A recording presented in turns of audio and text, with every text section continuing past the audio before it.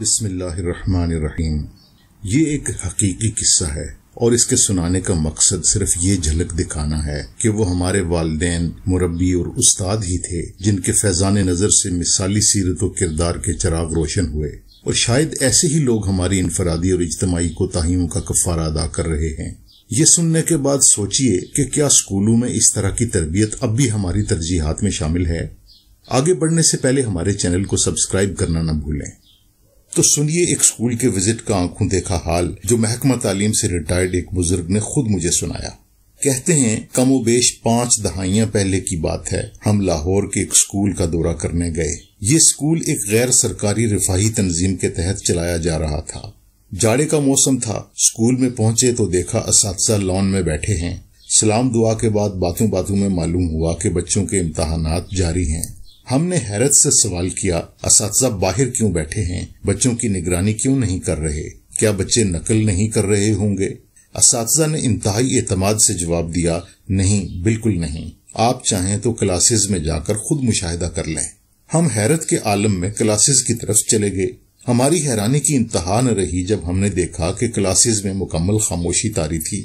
ہر بچہ انتہائی سکون سے اپنا اپنا پرچہ حل کر رہا تھا، کوئی کسی کی طرف نہیں دیکھ رہا تھا۔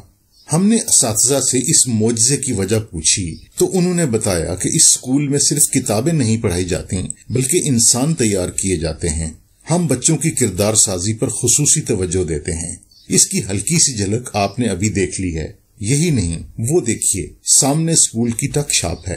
آپ کو یہاں کوئی دکاندار نظر نہیں آ رہا نا؟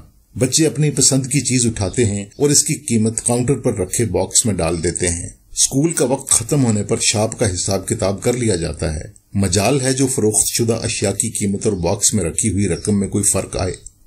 میں یہ قصہ اب تک بہت سے دوستوں کا سنا چکا ہوں اور ہر بار میں ایک خاص احساس کے زیر اثر آ جاتا ہوں۔ سوچتا ہوں جب اس اسکول کے تربیت یافتہ بچوں نے عملی زندگی میں قدم رکھا ہوگا تو ان کے کردار کی خوشبو کہاں کہاں تک پہنچی ہوگی۔ کتنے گھرانے اور ان سے تعلق رکھنے والے کتنے لوگ ان اساتذہ کی تربیت کے طفیل سیرت و کردار کی روشن مثالیں بن گئے ہوں گے۔ کسی شاعر نے سچ کہا تھا، جن کے کردار سے آتی ہو صداقت کی مہک، ان کی تدریس سے پتھر بھی پگھل سکتے ہیں۔ اگر ہم اپنے اسکولوں میں بچوں کو حسن کردار کے زیور سے آراستہ کر رہے ہیں تو بہت خوشی کی بات ہے۔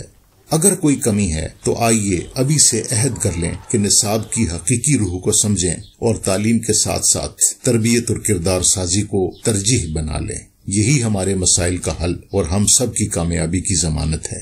امید ہے آپ کو آج کا سیشن مفید لگا ہوگا۔ تعلیم و تربیت اور کیریئر کے متعلق کارآمد معلومات کے بارے میں جانتے رہنے کے لیے ہمارے چینل کو ضرور سبسکرائب کیجیے۔ شکریہ۔